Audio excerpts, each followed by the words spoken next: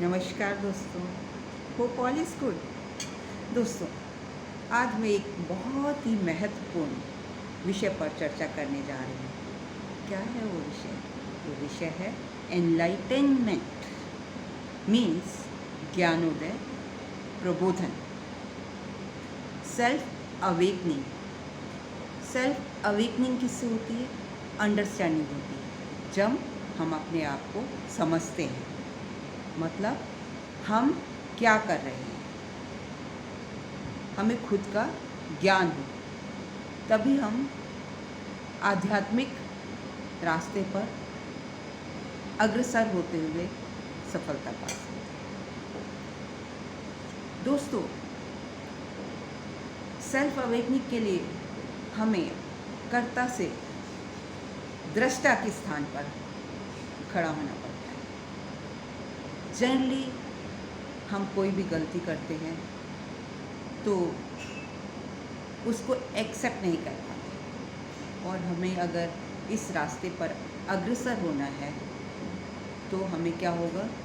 हमें दृष्टा बनकर देखना पड़ेगा जो भी हमने काम किया है, और अगर दूसरों की दृष्टि में वो गलत है तो हमें दृष्टा बनकर देखना पड़ेगा कि क्या वो सच कह रहे हैं। और जब हम दृष्टा बन जाएंगे तो हम सही गलत का हमें ज्ञान हो जाएगा।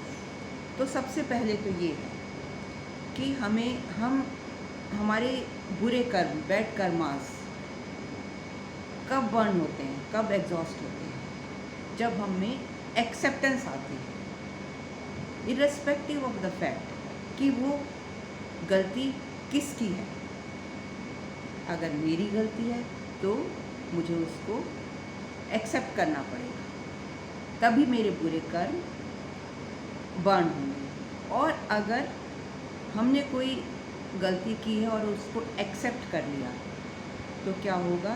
वो बर्न हो जाएगी, मीन्स समाप्त हो जाएगी, कैरी फॉरवर्ड नहीं होगी, आगे नहीं बढ़ेगी।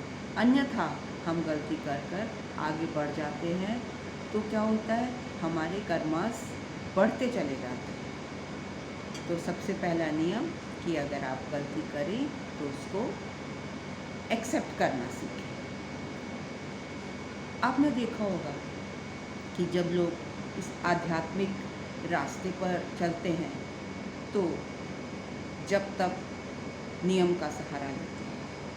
बहुत से ऋषि जैसे भृगु ऋषि, दुर्वासा ऋषि और शुक्राचार्य और भी बहुत बड़े बड़े ऋषि हुए हैं, तो उन्होंने बहुत जप तप किया।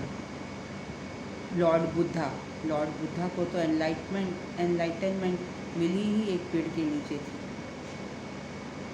तो जब ये लोग इस आध्यात्मिक रास्ते पर चलते हैं और बहुत ज़्यादा पेनेंस करते हैं, मतलब बहुत ज़्यादा जप तप करते हैं, तो उस अवस्था में अगर आप नोट करेंगे तो इनका माथा गर्म हो जाता है।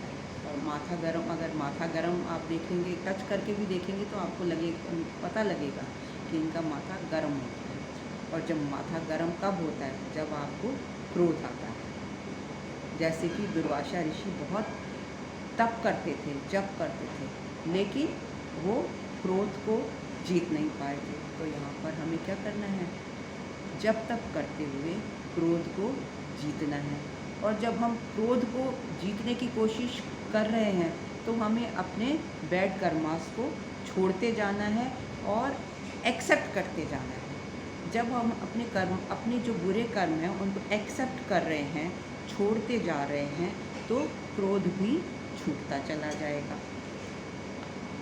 दूसरा तरीका ये है कि जब एक तो कन्फेशन का हो गया, कन्फेशन ऑफ बैड कर्मास हो गया, जब तक आपने करना है।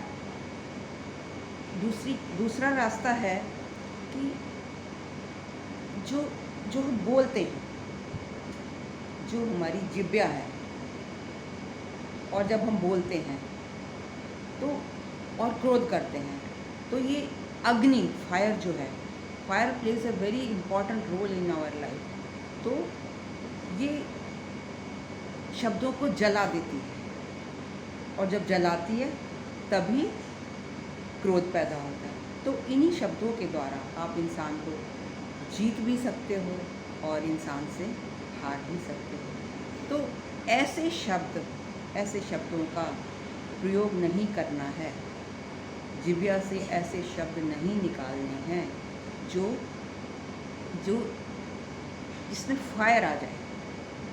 क्योंकि कई बार कोई कुछ बोलता है तो हमें ऐसा लगता है कि हमारे शरीर में आग लग गई, तो ये शब्द फायरी हो जाता है।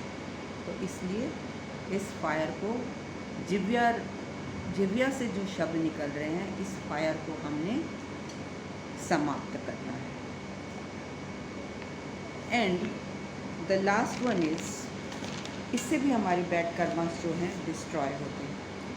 लास्ट वन इज़, आपको पता है जो कुछ भी हम फायर को समर्पण करते हैं, अग्नि को समर्पण करते हैं, वो उसको प्योरीफाई कर देता है। लेकिन आपने ख्याल रखना है, उसकी ये क्वालिटी भी है, वो ये देखती है कि आप उसको क्या समर्पित कर रहे हो। आप जब हवन कर रहे हो तो उस वक़्त आप ये देखो आप उसको ऑफ़र क्या कर रहे हो। जैसे हवन में हम क्या ऑफ़र करते हैं, समिधा ऑफ़र करते हैं, सामग्री ऑफ़र करते हैं, घी ऑफ़र करते हैं, जौ ऑफ़र करते हैं, लौंग ऑफ़र करते हैं और बादाम, कई तरह के मेवे उस वहाँ ऑफ़र करते हैं, शहद ऑफ़र करते हैं और शुगर केन, चीनी इत्यादि इत्यादि ये सब चीज़ें ऑफ़र करते हैं। तो हमने देखना है कि ये चीज़ें शुद्ध हों। जैसे कि बरसात के दिनों में आप देखते होंगे, आप समिधा बाज़ार से लाते हैं और उससे बैठकर हवन कर लेते हैं। क्या आपने उसका इंस्पेक्शन किया, उसको इंस्पेक्ट किया? कहीं उसमें जर्म्स तो नहीं है, कीड़े तो नहीं हैं। अक्सर बरसात ऋतु में समिधाओं में कीड़े लग जाते हैं। और अगर आप ऐसी वस्तु से हवन करेंगे, फायर को समर्पित करेंगे, तो क्या आप एक्सपेक्ट कर सकते हैं फॉर गुड रिजल्ट्स कि आपको उसका रिज़ल्ट अच्छा मिलेगा? नहीं। क्यों नहीं मिलेगा? तब आप हवन नहीं कर रहे हैं, क्या कर रहे हैं? क्रीमेशन कर रहे हैं। किसी को जब व्यक्ति मर जाता है तो उसको क्रीमेट करते हैं। तो इसी तरीके से जो उसमें कीटाणु हैं, अगर आपने उनको अगर उन्हीं समिधा से कर लिया तो उनको हम फायर में समर्पित करेंगे तो वो उनको जला देंगे और हमसे क्या हो जाएगा? पाप हो जाएगा।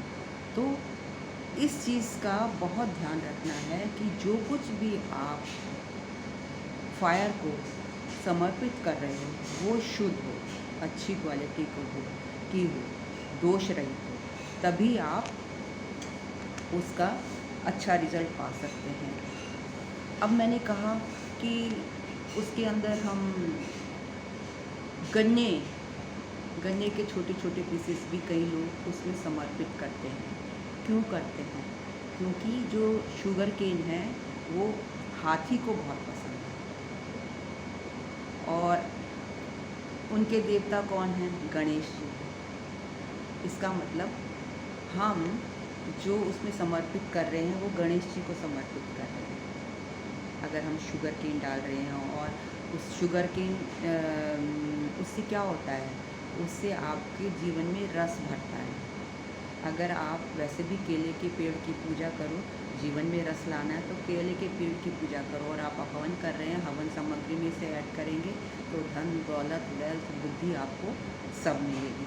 तो इन सब बातों का ध्यान रखना है। तो ये जो चीज़ें मैंने ऊपर बताई हैं, इनको एक प्रोपोर्शन में लेना है और क्योंकि आप एक तो स्पिरिचुअलिज्म की तरफ जाना चाहते हैं, मोक्ष की तरफ जाना चाहते हैं, साथ में मुंडेन प्रॉस्पेरिटी भी चाहते हैं। मुंडेन प्रॉस्पेरिटी क्या होती है? वेल्थ की, हेल्थ की, अपने परिवार के सबका शांति, सुख चाहते हैं। तो उसके लिए एट टाइम्स ये जो मैंने बताई हैं डिफरेंट चीज़ें हम उसको अग्नि को समर्पित करते हैं। तो दोस्तों आज के लिए इतना ही। जल्दी आती हूँ नेक्स्ट वीडियो में कुछ और ज्ञान की बातें लेकर। अगर आपको मेरा वीडियो पसंद आया हो तो लाइक कमेंट सब्सक्राइब तो बनता ही है, और आपके सब्सक्रिप्शन से मेरा बहुत हौसला बढ़ता है, तभी मैं वीडियो बना पाती हूँ।